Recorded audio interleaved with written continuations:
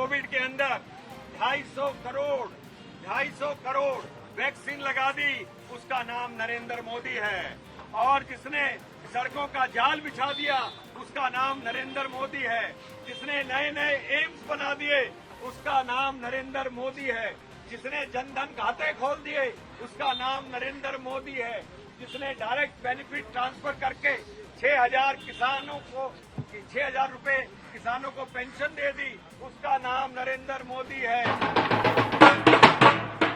और आज देश के प्रधानमंत्री इस प्रकार देश के नहीं संसार के नेता माने जाते हैं। केंद्र सरकार के 9 साल के कामकाज को बीजेपी ढोल नगाड़ों के साथ जनता के बीच लेके जा रही है। हमारे साथ दुष्यंत गौतम सर हैं। सर, ढोल नगाड़ों के साथ आप जनता के बीच में क्या मैसेज?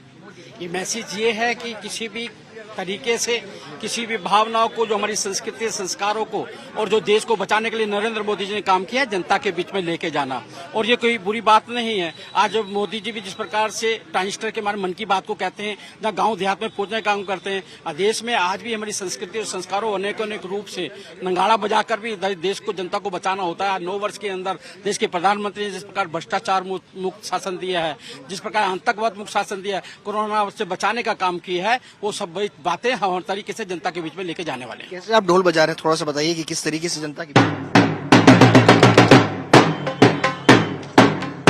आप देख सकते हैं दुष्यंत गौतम जी, जिस तरीके से जनता के बीच में मोदी सरकार के कामकाज को लेकर के जा रहे हैं लोक अभियान के तहत।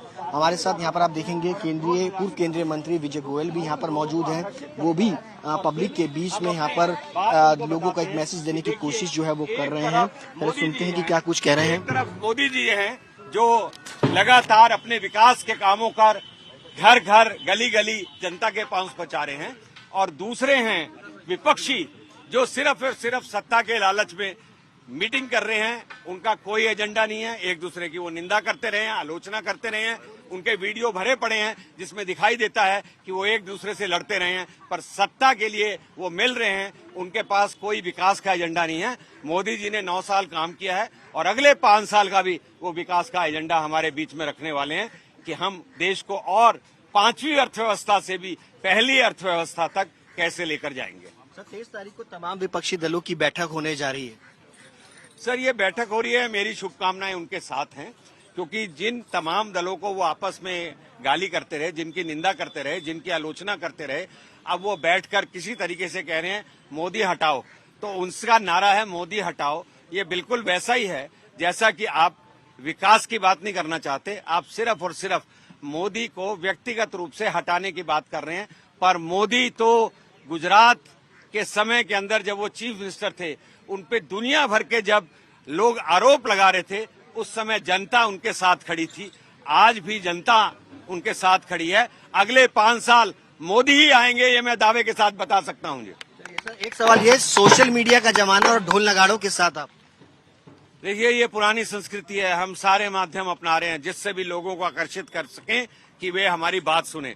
और आज आप देख रहे हैं यहाँ से मेट्रो से निकलने वाले हर व्यक्ति के हाथ में हम ये पर्चा दे रहे हैं, ढोल बजाकर उनको बुला रहे हैं और अपनी बात करेंगे। आज इसी जमाने में आप नुक्कड़ नाटक भी तो करते हैं ना, तो आप समझ लीजिए ये मेरा नुक्कड़ नाटक है जिसके अंदर मैं लोगों को प्रभावित करने की कोशिश कर रहा हूँ कि मेरे प्रधानमंत्री ने किस तरीके से कितना काम किया है। लोग जानते हैं, अगर हम सिर्फ बेनिफिशियरीज को ही जोड़ लें तो वो इतने ज्यादा हो जाएंगे कि मोदी जी तो आराम से चुनाव जीत जाएंगे। हमारे साथ दुष्यंत गौतम हैं जो हमारे राष्ट्रीय महामंत्री हैं, उन्होंने आकर हमारा बड़ा उत्साहवर्धन किया है, इसके लिए भी हम बधाई देते हैं।